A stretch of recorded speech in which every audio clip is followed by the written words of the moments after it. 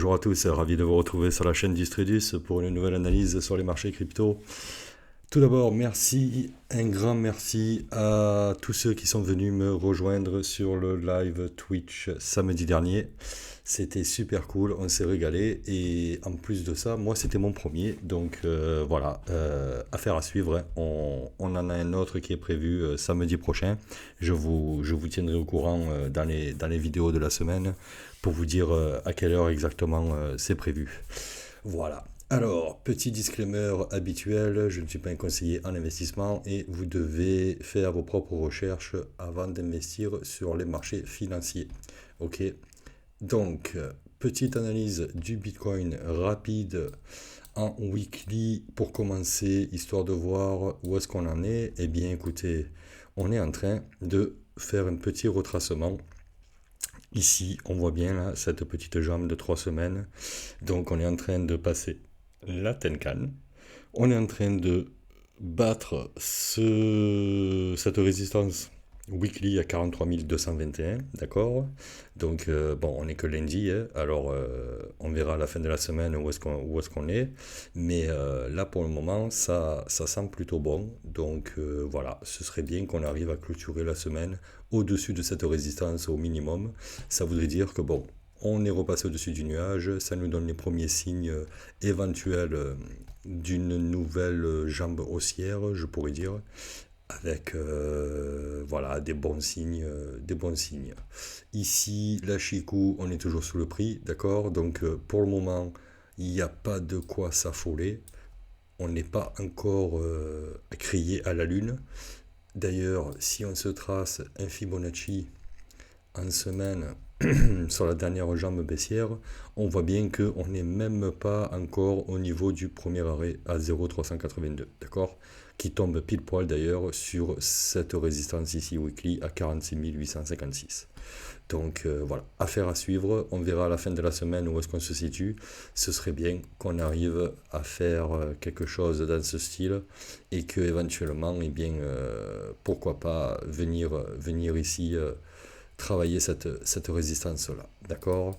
Voilà. En weekly, pour l'instant, on a des signes encourageants, mais c'est que le début. Affaire à suivre donc pour le weekly. Alors, en daily, eh bien, on s'aperçoit que on est en train de battre cette résistance ici et que actuellement on est en train de batailler sur la résistance daily à 43 935. D'accord. Donc à voir à la fin de la journée, donc dans 5h30 à la clôture, si on arrive à clôturer au-dessus de cette résistance, c'est bon signe. Et puis après, ben, à voir demain si on arrive à venir gagner cette résistance ici et à continuer notre percée haussière. D'accord. On peut se faire un petit Fibonacci également en daily pour voir un peu où on se situe. Alors, on voit bien que on est en train bientôt d'attaquer la zone de rechargement des 618 à 786 de Fibo. Ok, juste ici. Voilà.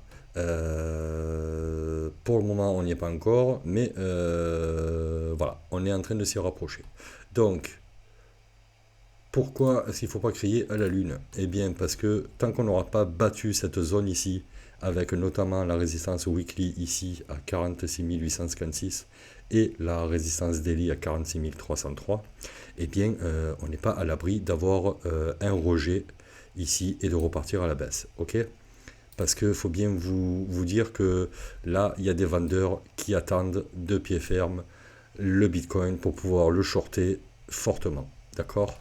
Donc voilà, à voir s'ils auront assez de puissance pour renvoyer le prix vers le bas et arriver à le faire retracer un petit peu, voire même relancer une nouvelle jambe baissière. D'accord. Donc là aussi, à surveiller du coin de l'œil. Et voilà, on verra ça dans les jours prochains. Je pense que d'ici la fin de la semaine, ce week-end, on aura certainement une réponse. Voilà. Après, deuxième option, on peut tout à fait faire un range ici, ok, où les vendeurs eh bien, retiennent le prix ici, les acheteurs pardon, retiennent le prix ici, et les vendeurs essayent de pousser le prix pour éviter qu'il monte. Voilà, ça peut être aussi une possibilité. Donc à voir dans les prochains jours, prochaines semaines, qu'est-ce que ça va nous donner. Est-ce qu'on a un trade de possible en daily? Eh bien non, pas de trade possible en daily, malgré qu'on ait cette jambe ici baissée, qui a été confirmée à la clôture de cette bougie ici, ok? Eh bien, on n'est toujours pas dans un setup de trade parce que, bien, le prix coincé entre Tenkan et Kijun, un nuage rouge, l'Ashiku, au moment de la clôture de cette bougie-là, l'Ashiku était bien loin sous le prix. Donc, eh bien non, ici, moi, j'ai pas de setup de trade. Par contre, en 4 heures, c'est différent. En 4 heures, on avait un trade qui était largement faisable, avec pas mal de potentiel gain. Je vous montre. Alors, ça, on va l'effacer pour le moment. Voilà. Donc, mouvement A, B, C, ok, qui s'est confirmé donc le 4 février à 4 heures du matin, avec la clôture de cette bougie ici. Ici, pourquoi est-ce que ce trade est réalisable? Eh bien, tout simplement parce qu'on a clôturé au-dessus de la Kijun, au-dessus de la Tenkan. On a un nuage qui est vert, et on a, au moment de la clôture de cette bougie ici, qui nous valide le mouvement BC, on a ici l'Ashiku qui passe au-dessus du prix, et au-dessus de la Kijun et de la Tenkan. D'accord? Donc, eh bien, on a plus de 3 conditions qui sont réunies, ce qui fait que ce trade-là est tout à fait réalisable. Maintenant, on va se mettre les objectifs d'Osoda, qui sont ici, d'accord? Donc, si vous voulez, hop, on peut se le retracer. Alors, on va s'effacer ça, voilà, hop, et on se retrace les vagues d'Osoda pour les nouveaux qui ne sauraient pas comment on fait. On place le premier point A au point A, le point B au point B et le point C au point C. Pas plus compliqué que ça, et ça nous donne nos objectifs NT, N, E et V. Ok. Encore une fois, qu'est-ce qu'on fait une fois qu'on a mis les objectifs? On va chercher des validations pour savoir si notre mouvement qu'on a déterminé A, B, C est bien correct. Comment on fait ça? Je le montre encore une fois pour les nouveaux. On se met ici, on vient tracer ces lignes horizontales. Alors là, pour l'objectif NT, on n'a pas besoin parce qu'on tombe sur les supports. On voit bien. L'objectif N, ici, on se trace une ligne. Voilà, on voit qu'on correspond à un plat ici de la SSB. Ok, avec une touche ici, voire deux de la Chikou. Ça confirme. Donc cet objectif-là est confirmé. On fait la même chose sur l'objectif ici avec l'objectif E à 41 000. Qu'est-ce que ça nous donne l'objectif E à 41 000? Est-ce qu'on le valide ou est-ce qu'on ne le valide pas? Ici, on a un plat de la Tenkan. Ici, on voit qu'on a un petit plat de la Kijun. Ok. Et puis, un peu plus loin, on voit qu'on est validé ici une fois Shiku, deux fois Shiku, trois fois Shiku, quatre fois Shiku. Voilà. Donc, eh bien, on n'est pas trop mal au niveau de l'objectif E. Et objectif V, zoup, on se le met ici. Voilà. Est-ce qu'on valide cet objectif V également? Eh bien, ici, on a un plat de la Kijun. On voit que ici, on a une touche de la Shiku. Pour moi, ça me suffit à valider avec une troisième touche ici. Deuxième touche de la Shiku, pardon. Mais une troisième validation. Tac, tac, tac. Une, voire même ici, deux touches Shiku, trois touches Shiku. Voilà. Donc on est bel et bien validé sur ce mouvement. Ok, donc maintenant qu'on a fait nos objectifs au soda, on a déterminé le mouvement, on a vérifié que le mouvement était correct du fait de nos confirmations, et bien, où est-ce qu'on rentre en trade? Eh bien, le setup ici se prend donc à la clôture de la bougie ici, d'accord? Moi, perso, je mets mon stop en dessous le nuage à ce moment-là, d'accord? Pour les plus agressifs, ils mettront le stop certainement ici au niveau du premier support à 36 681. Je déconseille fortement de le mettre ici, hein, évidemment, on est beaucoup trop près de notre entrée. Par contre, ici, ça peut se jouer. Moi, perso, je suis un peu plus conservateur, je le mettrai ici, voilà. Ok, donc en le mettant ici, on va voir si en allant chercher l'objectif N d'Osoda, on arrive à un ratio de 1 pour 1. Eh bien, on n'a pas de ratio de 1 pour 1, on est à 0,5. Donc, qu'est-ce qu'on fait? On va essayer de chercher un ratio correct. Voilà, ici on est à 1, eh bien, qu'est-ce qu'on se dit? On se dit qu'on va chercher l'autre résistance daily à 40 586. Ça nous donne un ratio de 1,44, ce qui est pas mal. Maintenant, si on est un peu plus agressif, on met le stop ici, on a un ratio de 2,35. Ok. Et après, bien, comme d'habitude, on prend une partie des profits, on laisse courir, on arrive, on obtient l'objectif, si je ne m'abuse, E. Voilà, objectif E qui est atteint ici, avec un ratio de 3,49 pour les plus agressifs, voire 2,1 pour les plus conservateurs. Ensuite, on va se chercher l'objectif V à 42 200 et des brouettes. Et on voit qu'on a un ratio de 2,3 pour les conservateurs et de 3,82 pour les plus agressifs. Ok, et puis toujours pareil, on sort de position une fois qu'on a croisé la Kijun à la baisse avec une confirmation. Donc pour le moment, on est toujours en position, on continue à prendre des profits. On prend les profits ici à la zone de résistance weekly à 43 221, ce qui nous donne un ratio de 2,83. Évidemment, ce ratio, gardez en tête qu'il descend puisqu'à chaque fois vous diminuez votre position, mais il n'empêche que pour avoir une base de calcul, c'est quand même pas trop mal, 2,83 de ratio. Et puis là, pour l'instant, eh bien, on voit qu'on est en train de batailler ici, là, sur cette résistance daily à 44 092. Et bien, on est sur un ratio de 3,22 pour les plus conservateurs et les plus agressifs de 5,41. Voilà, ça reste quand même un superbe trade là. Pour celui qui est rentré ici, eh bien on voit qu'il a bien pris le mouvement là depuis 2 jours. Hop, hop, hop, hop, hop, hop, hop. En montée, c'est quand même pas trop mal. 3 jours même maintenant, c'est quand même pas trop mal. Ok, voilà. Donc, qu'est-ce qu'on pourrait dire d'autre sur le Bitcoin? Eh bien, pas grand-chose à dire. Hein. Voilà, toujours dans l'attente de combattre et de passer cette résistance ici pour avoir la prochaine ici à 46 303. Voilà. On peut également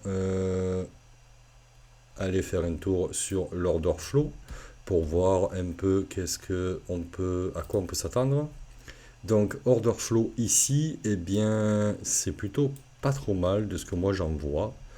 Voilà, un petit open interest qui a baissé un petit peu ici sur les 3 dernières heures. C'est normal dû au nombre de liquidations qu'on a fait ici, hein, d'accord? 12 millions, 9 millions, 4 millions, 4 millions et 4 millions.